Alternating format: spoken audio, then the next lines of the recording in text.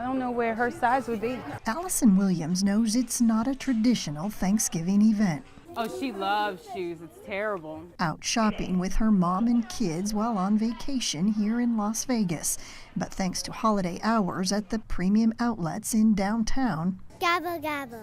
more and more people are realizing why wait for Black Friday. Oh, they wrote lists in September. But I have no idea what they're actually getting. And this is what's pulling in shoppers, 50, even 75% off in some stores. Danny Robinson with Gap Outlet says Thanksgiving is one of her company's top 10 days for the quarter. Logo is always big for us here at Gap Outlet. We're actually doing a really great sale on Logo where it's $14.99 for adults and $12.99 for kids and baby. We also have timed coupons this year, which is really important. It's kind of like a doorbuster, so it encourages people to shop during different times of the day. And if you still can't get enough of that shopping on a holiday feeling, well, this mall will be open on Christmas Day as well, a first in its 10-year history. Why are we out on Thanksgiving? Jill Burstein is visiting from Chicago, one of the first Thanksgivings she hasn't cooked in years.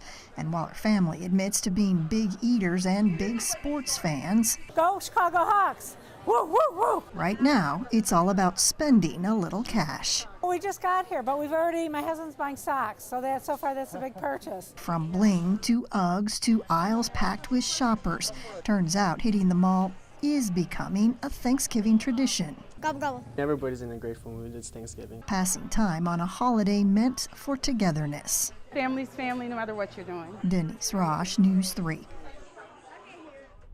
Sitting in front of the Henderson Hyundai, the Marine Corps Reserve's big holiday push. Toys for Tots kicking off Saturday, collecting unwrapped gifts through December 15th.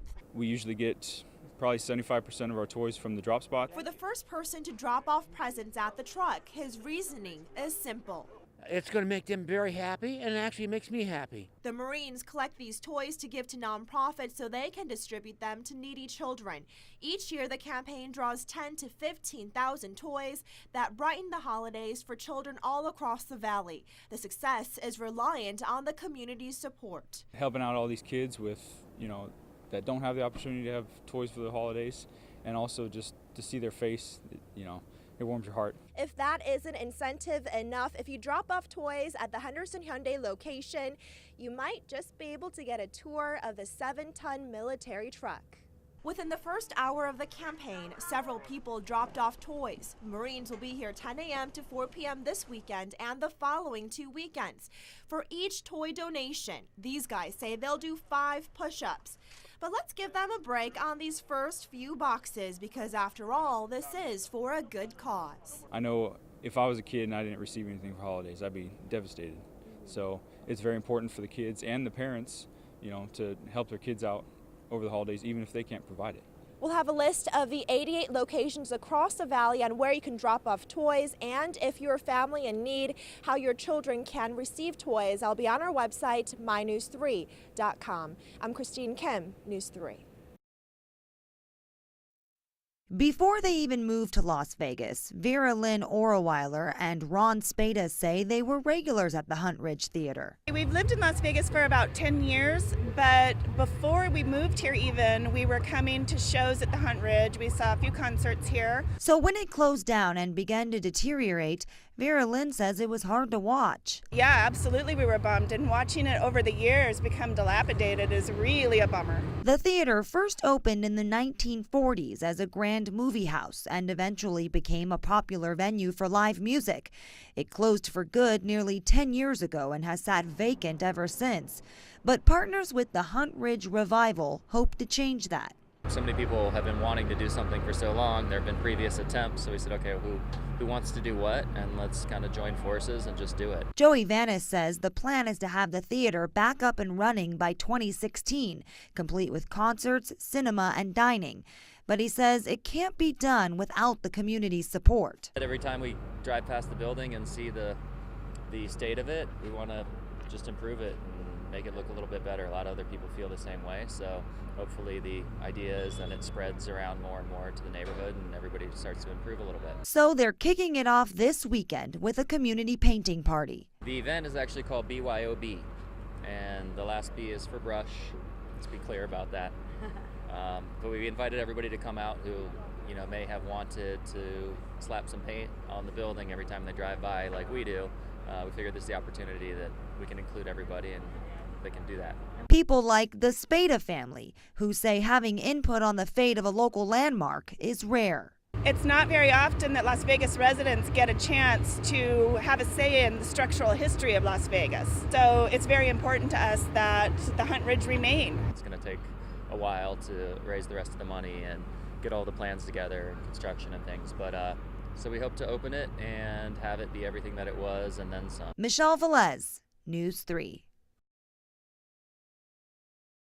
If you go walk around it 1 million times, it has gone from the North Pole to the South Pole. And I've started. Well, there's a way to get some exercise.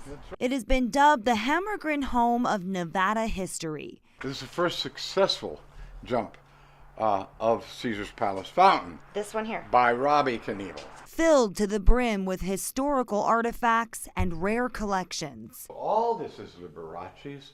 Here's some of Liberace's costumes.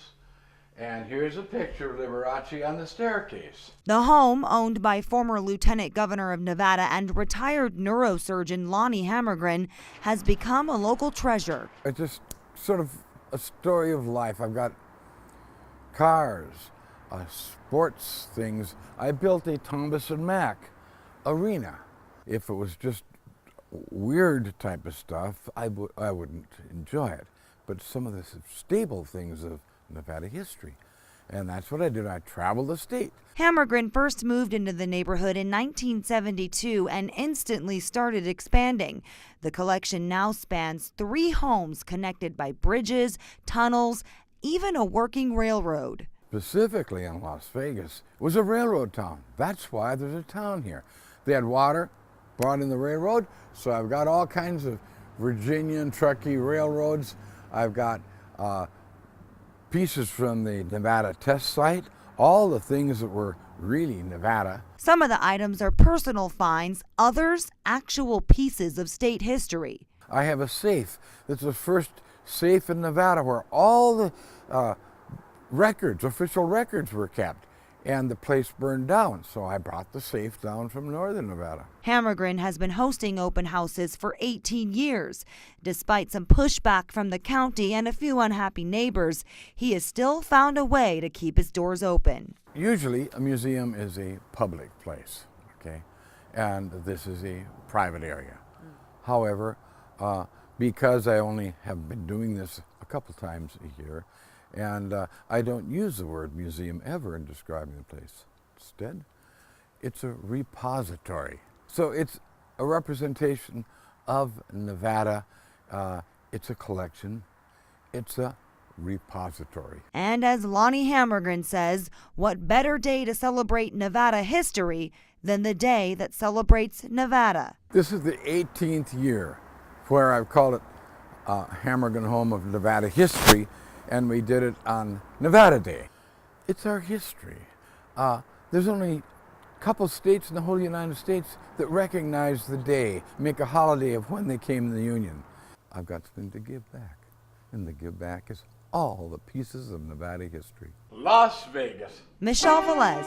Oh, that's where they have the old News 3.